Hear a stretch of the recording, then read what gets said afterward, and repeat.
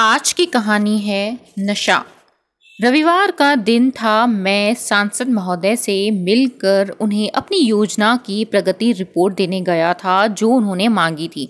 आते वक्त बेकरी से ब्रेड लेने रुक गया। अचानक मैंने देखा कि एक फटेहाल और झोलझाल युवक एक खटारा साइकिल लिए वहीं खड़ा था। साइकिल के पीछे कैरियर पर एक लकड़ी का बक्सा ट्यूब से बंधा हुआ था। युवक का चेहरा जब मैंने गौर से देखा तो मैंने सामने खड़ी अपनी लग्जरी गाड़ी तक पहुंचा दी और मेरे दिमाग में बिजली सी कौंधी और मुझे सब कुछ याद आ गया क्योंकि वो चेहरा कुछ जाना पहचाना था। अरे ये तो राजू है, मेरे बचपन का दोस्त। मैंने आवाज़ लगाई, राजू। राजू ने अचरा कर इधर उधर देखा। तब तक मैं उसके पास जा पहुंचा और मैंने उससे कहा, मुझे पहचाना राजू? चूरू की रेलवे कॉलोनी वाला दोस्त मैं, दोस्त तुम्हारा कमल।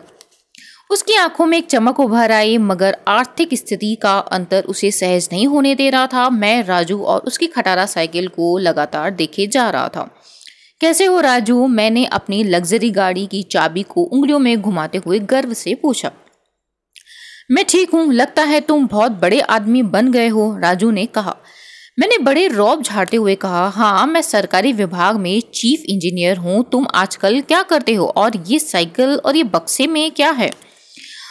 उसने आत्मविश्वास भरे स्वर में कहा, कैसा इत्तेफाक है, तू भी इंजीनियर, मैं भी एक छोटा सा इंजीनियर हूँ। घरों में बिजली, पानी, कुकर, सिलाई मशीन, फ्रिज, टीवी, मिक्सी आदि सभी उपकरण ठीक करता हूँ। बक्से में मेरे औजार हैं, फेरी लगाता हूँ, गुजारे लायक खर्चा चल जाता है। खुद का एक छोटा सा मकान भी है। अपने धंधे की मुझ जैसे काबिल इंजीनियर से तुलना कर मुझे थोड़ी अखर गई।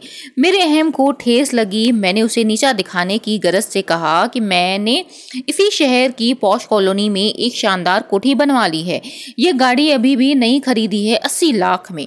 ऊपर वाले की दया से किसी चीज की कमी नहीं है। ये कहकर मैंने एक गर्व भरी नजर उस पर डाली और बोला कि एक अच्छा बैंक बैलेंस भी है, जमीन जायदाद भी है और काफी सारा इन्वेस्ट भी कर रखा है। मैं यह कहकर एक पल के लिए रुका और उसके चेहरे पर मेरा रुआब मैं देखना चाहता था मगर पता न जाने किस मिट्टी का बना हुआ था, कोई उसे फर्क ही नहीं पड़ा। आखिर मैंने एक और दाव चला। मैंने उसे बोला, यार राजू, दोपहर के खाने का समय हो गया, चल मेरे घर वहीं खाना खाते हैं। खाने के बाद मैं तुम्हें वापस यहीं छोड़ दूंगा। काफी नान नुक्कर करने के बाद वह मान गया। पर यार मेरी साइकिल, उसका क्या करें? बेकरी वाला मेरा दोस्त है, उसके यहाँ रख देंगे, तुम चिंता मत करो, मैंने कहा। राजू को मैंने गाड़ी में अपनी बगल की सीट पर बिठाया और घर की ओर चल पड़ा। घर के सामने गाड़ी रुकते ही मैंने रिमोट से स्वचालित दरवाजा खोला और पोर्टिको में गाड़ी पार्क कर दी और मेरी हर कोशिश थी कि मैं अपने वैभव का रूप उस पर गालिब कर सकूं। मैं बार बार कनखियों से उसके चेहरे को देख रहा था। उसका चेहरा एकदम भावहीन और सपाट लगने लगा। मेरे इतने अति धन्य धान्य होने का भी उस पर कोई प्रभाव नहीं पड़ रहा था। इस कारण मैंने उसे नीचा दिखाने की जिद और ज्यादा बढ़ गई।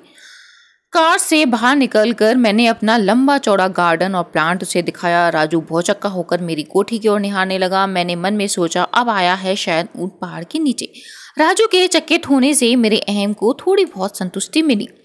अंदर चलोगे या फिर यहीं खड़े रहने का इरादा है? मैंने मन ही मन प्रसन्न होते हुए उससे कहा। डोरबेल बजाई तो श्रीमती जी ने दरवाजा खोला। मेरे साथ एक फटेहाल व्यक्ति को देखकर उसने नाक भौं सिकोड़ी और चकित रह गई। वो बोली तो कुछ नहीं पर चुपचाप अंदर चली गई अपने आलीशान ड्राइंग रूम में। राजू को सोफे पर बिठाकर मैं भी अंदर चला गया। मेरे अंदर जाने पर पत्नी ने कर्कश स्वर में कहा, ये किस भिखमंगे को पकड़ के लाए हो? बचपन का दोस्त है, बाजार में मिल गया था, खाना मेरे साथ खाएगा? मैंने कहा। खाना? क्या मेरे पास अलादीन का चिराग है कि रगड़ा और खाना हाजिर? धीरे बोलो, वो कमरे में ही बैठा है। मैंने कहा, किसी को लाना है तो पहले फोन नहीं कर सकते थे? श्रीमती जी ने पुनः गुस्से से कहा। मैं होटल से कुछ ले आता हूँ कहकर मैं ड्राइंग रूम में आया तो राजू सेंटर टेबल पर रखे नोटपैड को विचित्र नजरों से देख रहा था। मुझे अंदेशा हुआ कि कहीं श्रीमती जी की बातें उसने सुन तो नहीं। मैंने राजू से कहा, किसी जरूरी काम से थोड़ा बाहर जा रहा हूँ, बस 10 मिनट में वापस आ जाता हूँ। मैंने ये कहकर टीवी ऑन किया और बाहर निकल गया। मैं सामान लेकर अंदर आया। वापस घर आया तो देखा कि कमरे में राजू नहीं है। श्रीमती जी से पूछा तो उसने भी अनभिज्ञता बताई। सब जगह देखा, थक हार कर मैं सोफे पर जा बैठा। मेरी नज़र टेबल पर रखे हुए खुले नोटपैड पर पड़ी, जिस पर आड़े टेढ़े अक्षरों में कुछ लिखा हुआ था।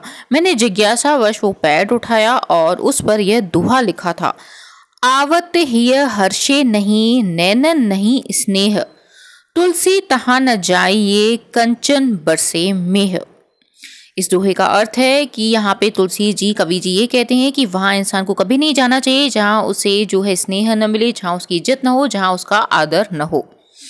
मैं आत्मग्लानि से भर उठा। मुझे उसने छोटा कर दिया था। मेरे पद का, वैभव का नशा काफूर हो चुका था। ये तो एक छोटी सी कहानी, नशा।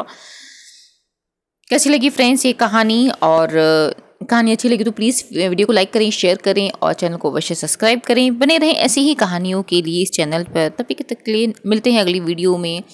तब तक के लिए हमेशा ध्यान रखिए अपना, हमेशा मुस्कुराते रहिए, खुश रहिए। शुक्रिया।